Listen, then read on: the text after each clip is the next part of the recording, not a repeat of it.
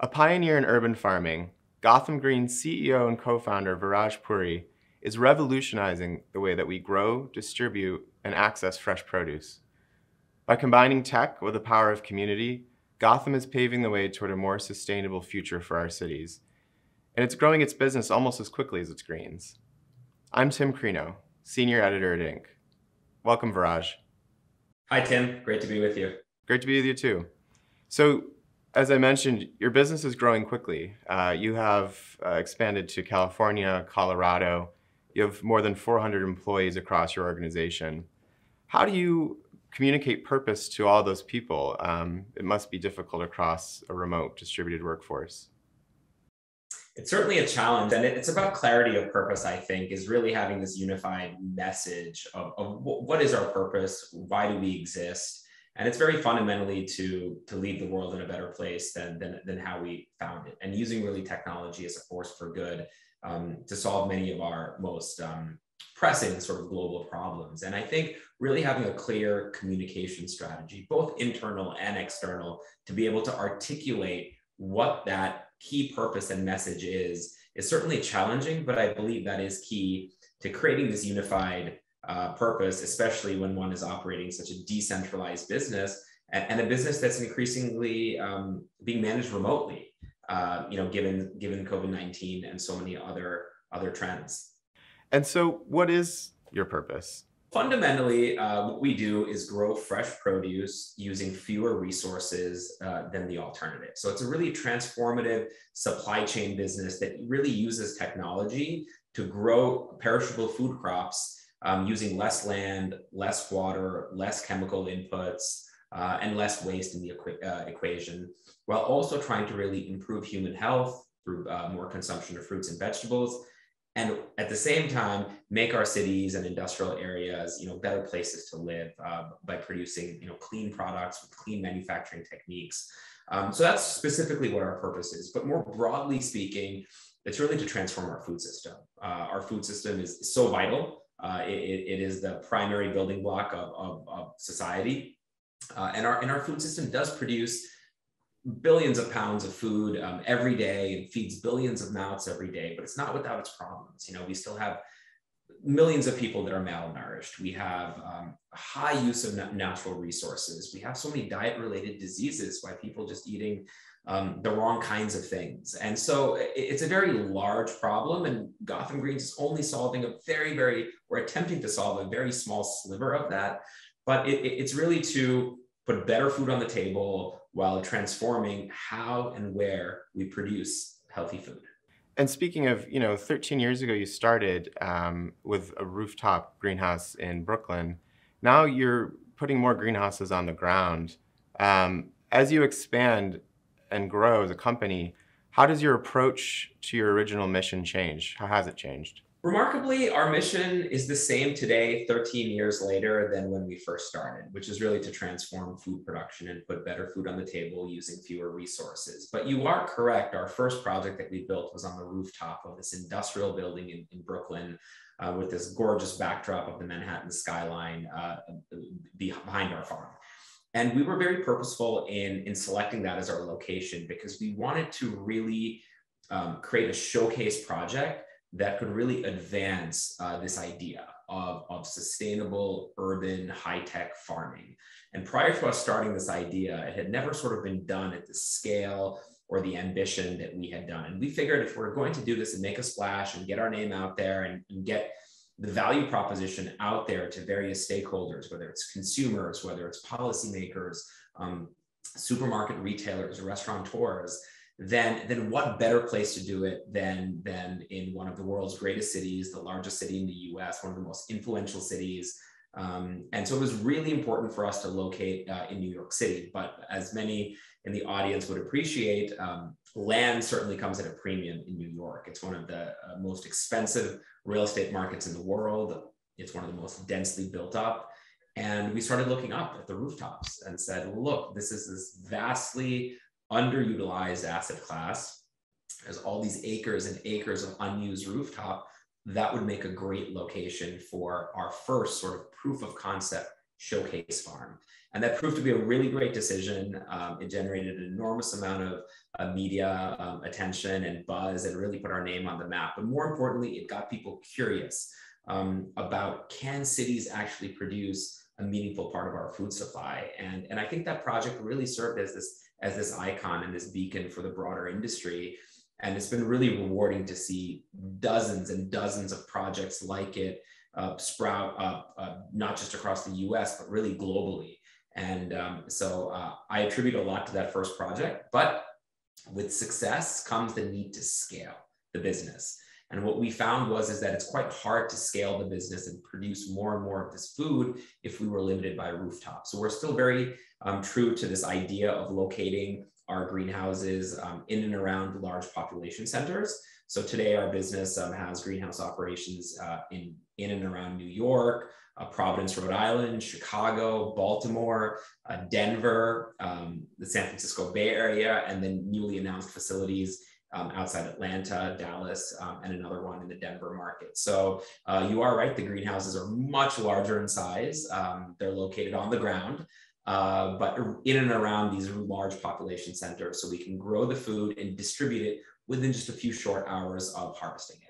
Now, you mentioned some other competitors cropping up in your space. How do you handle that? I mean, do you sort of see this as the space where you need more people to get in there and innovate? Yeah, I think more the merrier, and I mean that genuinely. Firstly, the magnitude of the market that we're trying to address is staggering, right?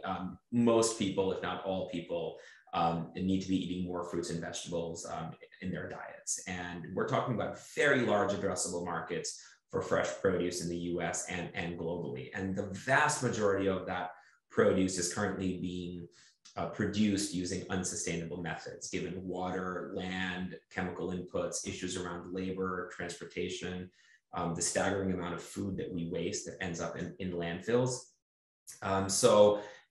This is not a type of problem that one company can tackle. There are room for multiple winners in this space, and there's a need for multiple successful companies in this space. And everyone's going to have a slightly different approach. They're going to be producing slightly different commodities, marketing to different customers.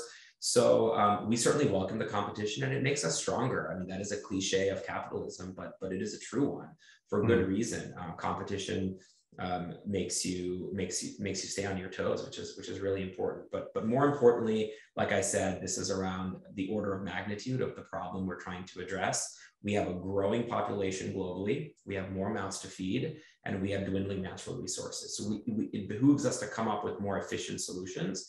And so that's probably one of the things we're most proud of at Gotham Greens is we, as you said in your introductory remarks, we are considered a pioneer in this sector. And that's a responsibility that we take very seriously. And as you mentioned, the world population is expanding. It's set to hit 10 billion by 2050, and 68% of those people will likely live in urban centers. So many of those in our audience today are entrepreneurs, and I think they might like to hear from you. What are the challenges that we're facing in your industry in the next 5 to 10 years, and where are the market opportunities? What challenges, what problems can they tackle and devise a solution for? Well, personally, I would consider myself sort of a clean technology entrepreneur. It really speaks to my early values inculcated to me at a young age. I've always been drawn to the outdoors, outdoor recreation, flora, fauna, and really a genuine care for the environment and the Earth's resources. So, I come from a place where I truly believe that we need to be better stewards of the planet, and we need to be using more sustainable technologies to achieve more using less. So that's across various spectrums. It's how we house ourselves. So our buildings need to be more efficient. How we heat and cool our dwellings needs to be more efficient. How we use transportation and mobility needs to be more efficient and resource sustainable. How we produce food, how we clothe ourselves. So I think issues like that really speak to me. And for fellow entrepreneurs, I think there's a tremendous amount of market opportunity. I think people are seeing for the first time the effects of the climate crisis. It's not just an abstract idea, but they're seeing it manifested in adverse weather events, wildfires, sea level rise, and all sorts of other ways. And so, I mean, there's a school of thought that these sort of, pandemics and these types of, highly contagious viruses are in part caused due to changes in the natural world. So, and I think this is such a ripe time for innovation, despite some current sort of near-term market choppiness. I would say, generally speaking, the investment community and policymakers and elected officials are really investing in research and development, and companies and entrepreneurs that are trying to come up and devise solutions to face a lot of these global problems. And so, for those who are interested in natural resource use, but also are looking for a large addressable market, I would broadly look at the environmental sector, broadly speaking. A lot in the investment community are calling it ESG, which is an acronym that's broader than just sort of the environment, but it covers environmental, social, and governance. So these are trying to address many issues around wealth inequality, around treatment of workers, around supply chain transformation, transparency, and fairness. And I think sort of ESG principles creeping into mainstream business and mainstream capitalism is an amazing thing for purpose. Mm-hmm. I want to get back, with the time we have left, to talking a little bit about purpose. So as a leader, I think it's difficult probably to wake up every day and, feel the energy that you need to lead such a big company. I know a lot of entrepreneurs sort of struggle with holding on to that sense of purpose, that mission. What are some tactics or strategies that you use in your day-to-day life that help you stay on track, stay on mission? Yeah, it's a good question. I like this is not a solution for everybody, but I have some young kids now, and I think seeing them every morning and getting them ready and getting them off to go to school, I think is a daily reminder that I really have this sense that I want to leave the planet in a better place when all is said and done, for me, for my kids and for my kids' kids. And so that is something that's certainly a motivating factor. Now, like I said earlier, I'm not recommending that everyone has kids, but that is something that personally helps to drive me. But I would say an extension of that is our people and our culture. I am humbled on a daily, weekly, monthly basis by the amount of people who want to work, and not only at Gotham Greens because of our mission and because of the work that we're doing, but in the broader industry, and seeing the amount of interest that our industry is garnering is very rewarding and motivating.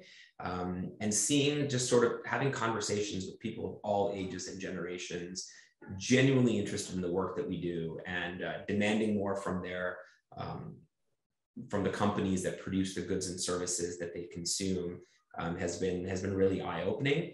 We recently became a certified B Corporation, which is a third-party credential that really measures and tracks ESG principles. And just to see the momentum behind the B Corporation movement and the amount of companies that are signing up for that is a clear indicator that sort of mission-driven businesses and purpose is here to stay. Consumers increasingly are voting with their dollars, so to speak, and want to support companies that have strong ESG principles. Even if they aren't familiar with the acronym ESG and what it stands for, they generally have an idea that corporations and businesses should and do have this obligation to not just purely serve their shareholders, but also to serve broader stakeholders, their employees, their vendors, their customers. And I think the important thing is they're not mutually exclusive, right? It's not that there's this trade-off that to serve multiple stakeholders is somehow bad for the shareholder. I think there's a growing movement of people that believe that they're 100% complementary. And I think that's something that we really try to talk about a lot. Wonderful. Well, thank you for joining me today. I know you're busy, so we really appreciate you taking the time out of your day to talk to us here. And good luck as you grow. We're looking forward to seeing what happens. Thanks so much for having me. Really enjoyed it.